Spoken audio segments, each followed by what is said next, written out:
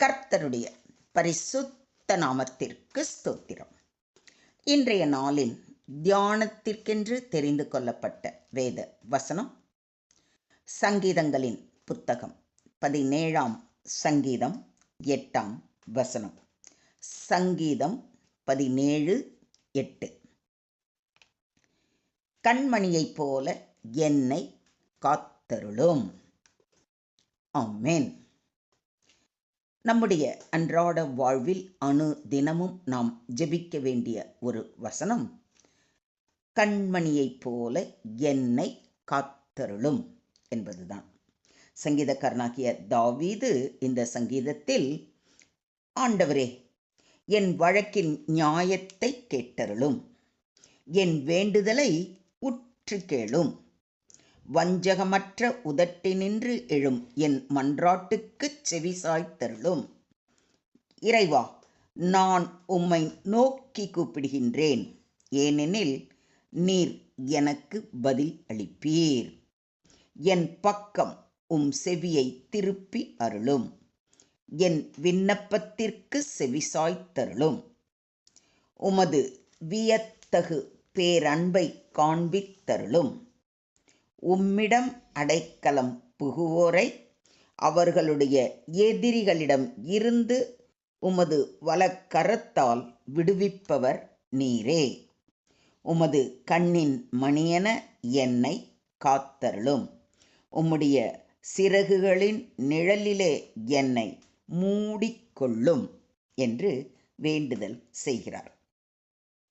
இங்கு தாவீது தேவன் தன்னை எந்த கஷ்டத்திலும் கைவிட மாட்டார் என்ற முழு நம்பிக்கையுடன் ஜெபிக்கிறார். கண்மணி என்பது கண்களின் மிக முக்கியமான பகுதி. கண்மணி என்பது கண்ணின் நடுவில் உள்ள கருப்பு திறப்பு ஆகும். ஒளியில் ஏற்படும் மாற்றங்களுக்கேற்ப கண்மணி விரிந்தும் சுருங்கியும் நமக்கு நல்ல பார்வையை கொடுக்கிறது. அதே போல தேவன் நமக்கு வரும் பிரச்சனைகள், போராட்டங்களுக்கு ஏற்ப விரிந்தும் நெருங்கியும் வந்து நம்மை பாதுகாக்கிறார். கண்கள் நமது உடலின் முக்கியமான உறுப்புகளுள் ஒன்று. நாம் அதை எந்த அளவு அன்புடன் பராமரிக்கிறோமோ, பாதுகாக்கிறோமோ, அதைவிட அதிகமாகவே தேவன் தமது மக்களை பாதுகாக்கிறார். இதை விசுவாசிக்கிறீங்களா?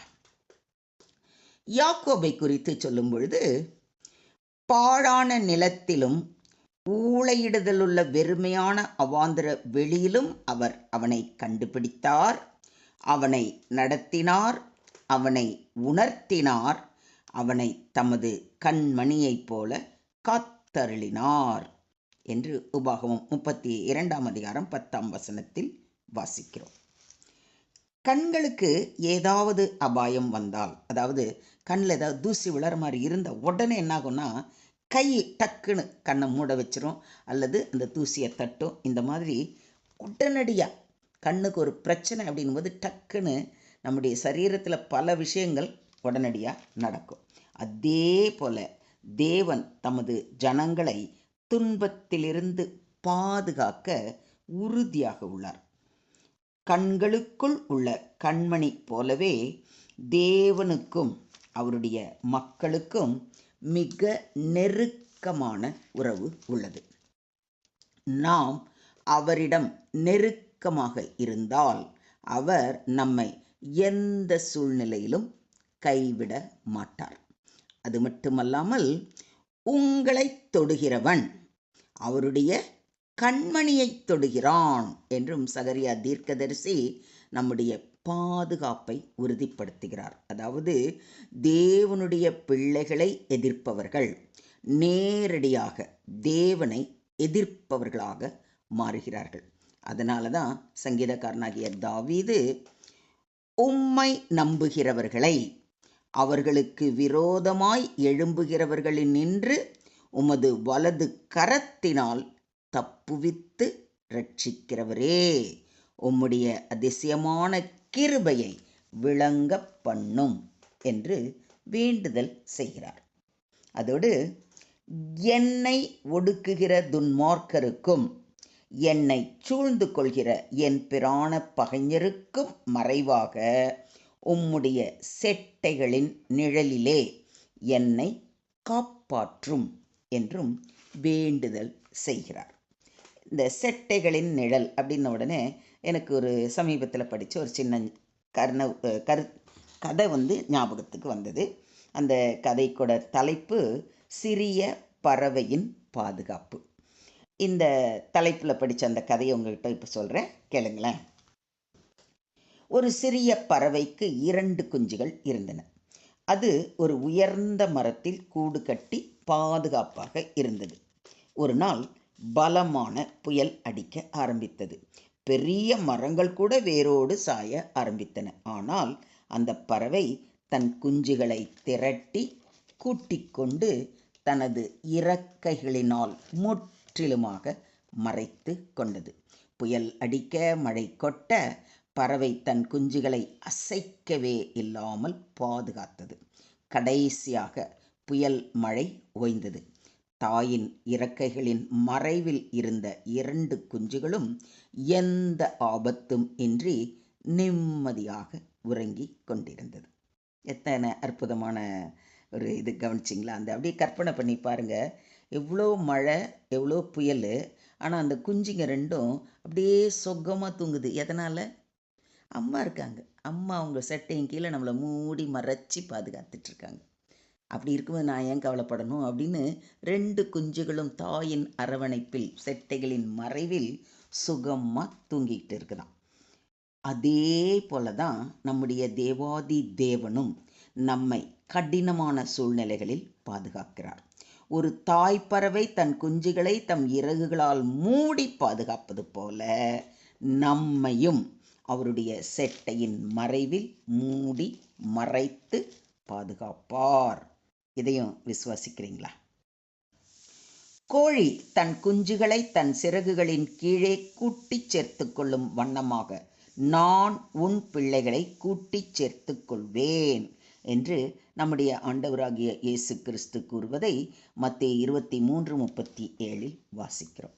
மொத்தத்தில் இன்றைய தியான வசனம் நமக்கு கொடுக்கும் ஆறுதல் மற்றும் நம்பிக்கை, நாம் எந்த கட்டாயத்திலும் தேவன் நம்மை கண்மணி போல காத்தருளுவார் என்று உறுதியாக நிம்மதியாக இருக்கலாம். தேவன் நம்மை மாறுபட்ட பாதைகளில் நடத்தினாலும் அவர் நம்மை கைவிடுவதே இல்லை. தேவனுடைய கண்கள் எப்பொழுதும் நம்மேல் இருப்பதால் கர்த்தர் என் மீது கவனம் வைத்துள்ளார் என்ற நம்பிக்கையுடன் வாழலாம். உண்மை சந்தோஷம் அது என்ன அப்படின்னா, தேவன் நம்மோடு எப்போதும் இருக்கிறார். நாம் அவரிடம் அடைக்கலம் புகுந்தால் அவர் நம்மை பாதுகாக்க தவற மாட்டார் என்பதே. இதையும் ஒத்துக்கிறீங்களா? நம்ம எந்த அளவுக்கு தேவனோடு நெருங்கி அவருடைய வார்த்தைக்கு கீழ்ப்படிந்து அவருடைய பிள்ளைகளாக இருக்கிறோமோ, அப்பொழுது அவர் நமக்கு எப்பேற்பட்ட சோதனைகள், பிரச்சனைகள், கஷ்டங்கள் வந்தாலும் அதில் இருந்து நம்மை பாதுகாக்க தயாராக இருக்கிறார். அவர் ஒருபோதும் நம்மை பாதுகாக்க தவற மாட்டார். இதையும் விசுவாசிக்கிறீங்களா? கண்மணியைப் போல என்னை காத்தருளும் என்று நாம் வேண்டும் பொழுது நாம் தேவனிடம் மிகுந்த பாதுகாப்பையும் அன்பையும் எதிர்பார்க்கிறோம். தேவன் நம்மை மிகுந்த கவனத்துடன் பார்த்து கொண்டு எப்படிப்பட்ட சூழ்நிலையிலும் நம்மை காப்பாற்றுவார்.